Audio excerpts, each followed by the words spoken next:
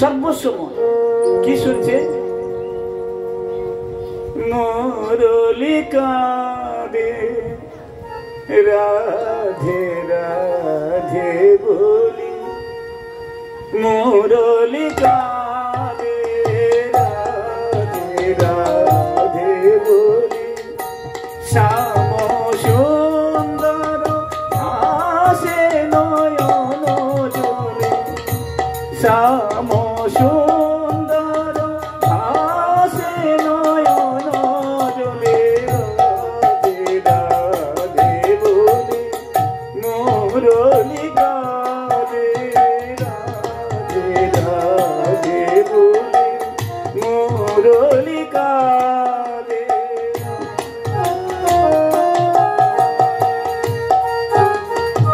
রাধারানী শুনছে যে এই আমার শ্যাম আসছে, এই তার বাঁশি আমাকে ডাকছে, এই আসবে, এই আসছে, এই তো দাঁড়িয়ে আছে।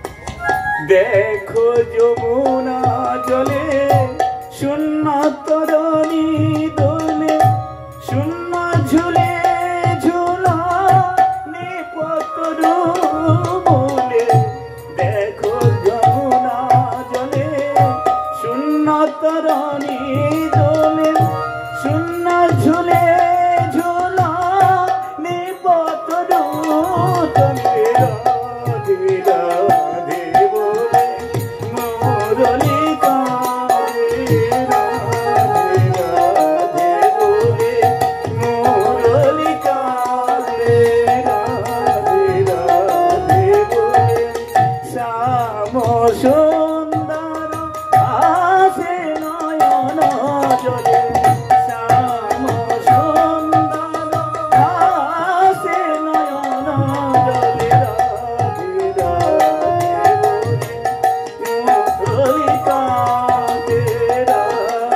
রাধে বলে মুরলি কাঁদে মুরলি কাঁদে মুরলি কাঁদে, রাধে রাধে বলে। চতুর্দিকে শুনছে তার সপ্ত মুরলি ধ্বনি, ভাসিয়ে চলেছে, তাকে বাঁচিয়ে রেখেছে কে? কৃষ্ণই।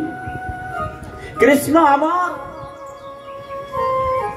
পূর্ব ইতিহাস ভুলিনি সকল, সেবা সুখ পেয়ে মনে, আমি তো তোমার তুমি তো আমার, কি কাজ অপরাধন।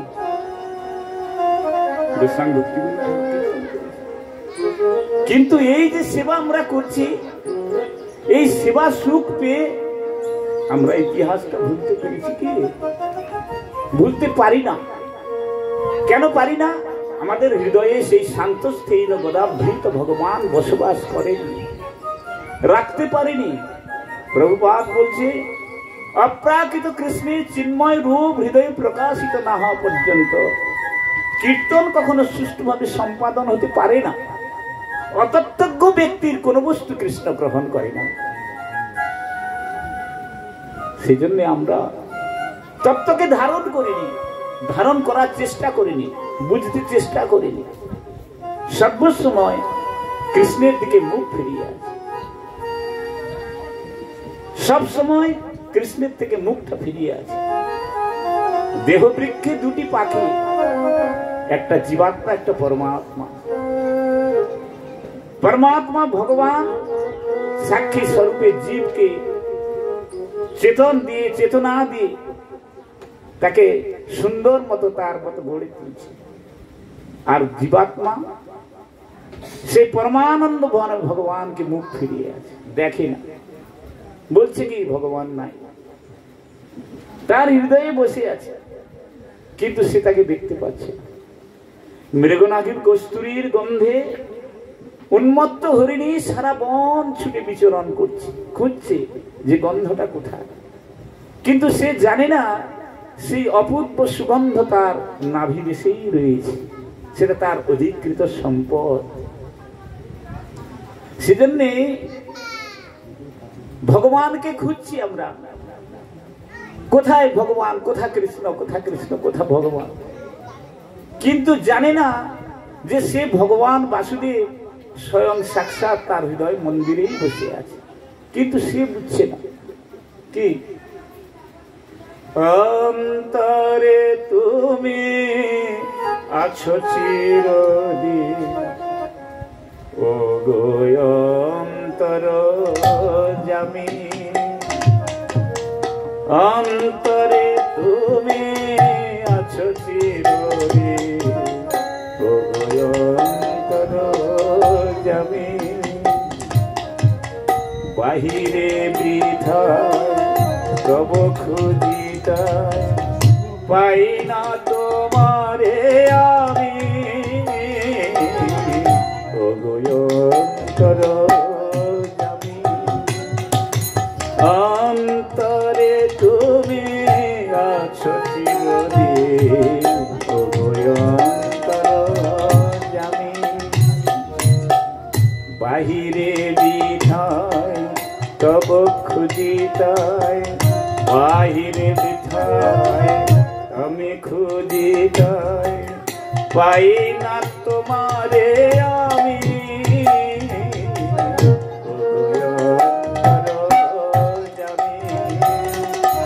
অন্তরে তুমি আছো চিরদিন, ও গো অন্তর জামি। প্রাণের মতো আত্মার সম আমাতে আছো হে অন্তর তম, প্রাণের মতো আত্মার সম আমাতে আছো হে অন্তর তম। মন্দির রচি বিগ্রহ গড়ি, মন্দির রচি বিগ্রহ গড়ি, দেখে হাসো তুমি স্বামী,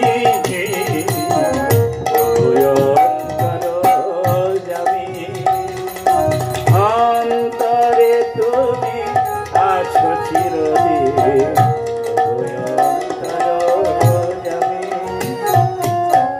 বাহিরে বিধায় শুধু খুঁজিতায়, বাহিরে বিধায় শুধু খুঁজিতায়, পাই না তোমারে আমি, অন্তর জামি। অন্তরে তুমি আছো চিরদিন, অন্তর জামি। সেজন্য গৌর হরি শিক্ষা দিলেন, নির্বন্ধ করে নাও হরে কৃষ্ণ মহামন্ত্র নাম, মালিকার মধ্যে নির্বন্ধ করে নাও। অন্তরে নিষ্ঠা করো, বাহ্যে লোক ব্যবহার, অচিরাৎ কৃষ্ণ তোমায় করিবেন উদ্ধার। হরে কৃষ্ণ হরে কৃষ্ণ, কৃষ্ণ কৃষ্ণ হরে হরে। রাধা কৃষ্ণকে খুঁজছে, কোথা তুমি প্রাণনা? কৃষ্ণ রাধাকে খুঁজছে, কোথা তুমি রাধে? শতকোটি গোপী মাধব মন, রাখিতে নারিল করি যত। কোথা রাধে? কৃষ্ণ কোথা কৃষ্ণ? আর আমরা রাধা কৃষ্ণ দুজনকে খুঁজছি। আমরা শুধু রাধা কৃষ্ণকে খুঁজছি। কোথা রাধে প্রাণেশ্বরী? কোথা রাধে হে প্রেমের গুরু, হে নামের গুরু, হে নামের গুরু? কোথা কৃষ্ণ প্রাণনাথ? রাধা কৃষ্ণকে খুঁজছি। হরে কৃষ্ণ হরে কৃষ্ণ, কৃষ্ণ কৃষ্ণ হরে হরে, হরে রাম রাম রাম হরে হরে, হরে কৃষ্ণ কৃষ্ণ কৃষ্ণ হরে হরে। খুঁজছি শুধু কৃষ্ণ। কোথায় আছে কৃষ্ণ? কোথায় রাধা? নামের মধ্যে খুঁজছি, মন্দিরে গিয়ে খুঁজছি, ভক্তের হৃদয়ে খুঁজছি, চতুর্দিকে শুনছি। কোথায় কৃষ্ণ? কোথায়? পাচ্ছি না। কোথা তার অনুভব, কোথা স্পর্শ। শ্রীদেব গোস্বামী বলছে যে গায়ত্রী ভাষ্যই মুরলীর সুর। সে গায়ত্রীর মধ্যে খুঁজছে মুরলীকে, তার ধ্বনিকে। বাঁশি বাজে একই তানে, যার যেমন কান তেমনি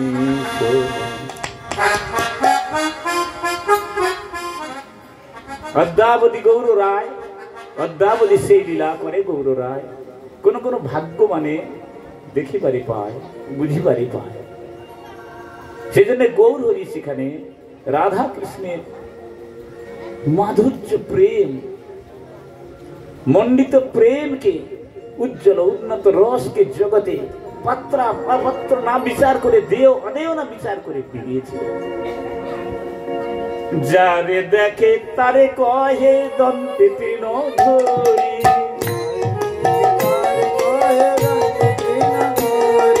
যারে দেখে তারে কহে দন্তে তৃণ ধরি,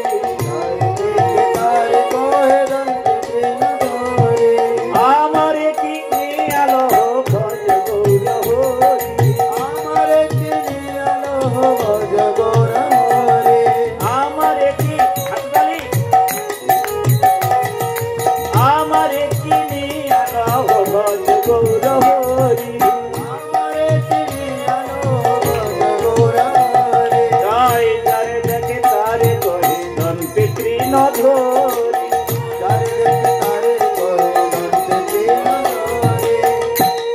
এটা হলে কি হবে? নামে মাতুয়ারা সবাই নামে যখন নির্ভর করে, নামের তরণীতে ভর করবে, তখন দেহস্মৃতি চলে যাবে।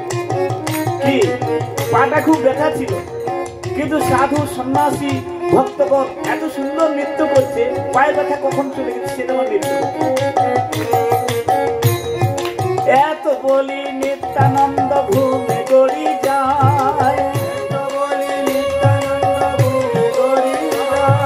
সোনার পর্বত যেন ঝুলাতে লুটায়, সোনার পর্বত যেন ঝুলাতে লুটায়, হেন অবতারে যার রতি না জন্মিল, হেন অবতারে যার রতি না জন্মিল, হেন অবতারে যার রতি না জন্মিল, হেন অবতারে যার রতি না জন্মিল।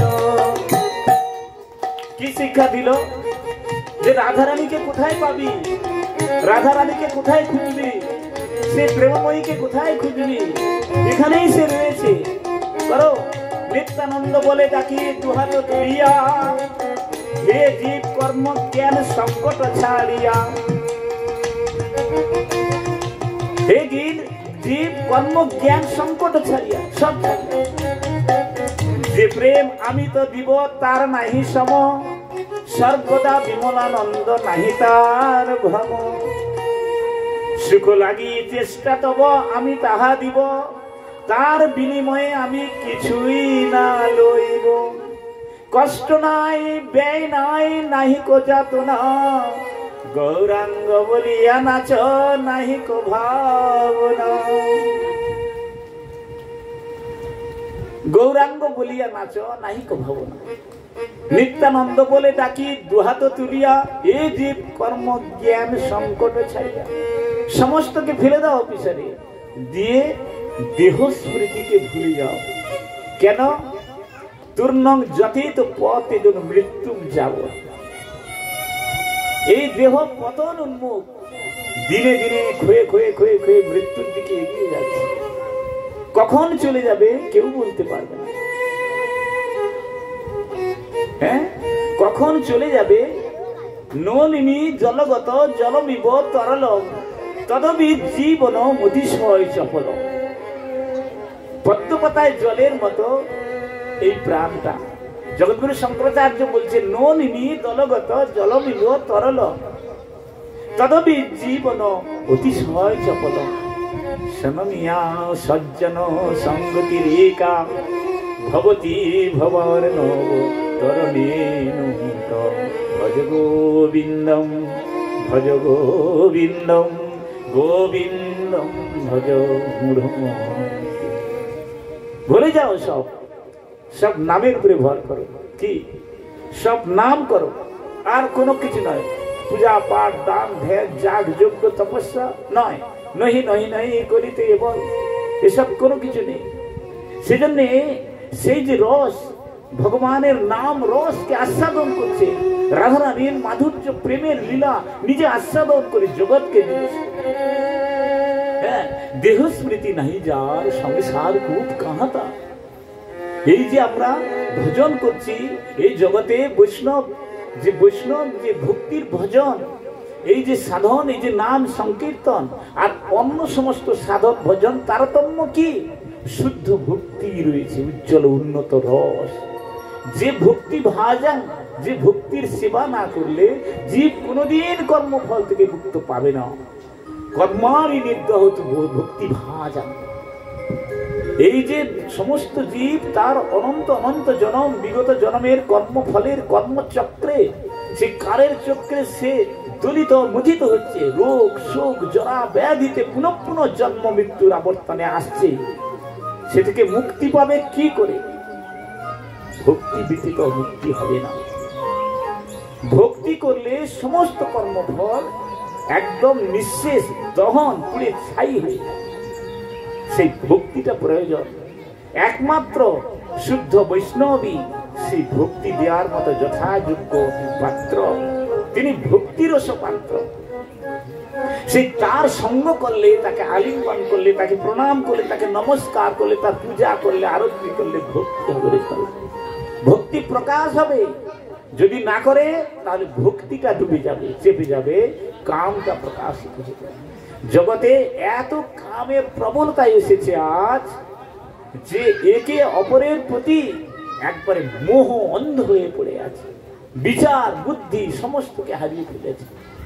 সেজন্যই আমাদেরকে ভক্তি করতে হবে। সেই ভক্তির কথা কে বলবে? সেজন্য কলির সন্ধ্যায় এত বলি গৌর হরি কলির সন্ধ্যায় প্রকাশিলা নবদ্বীপ স্বকীয় মায়া। পীড়া বুঝি বৈদ্যরাজ ওষুধ খাওয়ায়, কঠিন ঔষধ দেয় কঠিন পীড়ায়।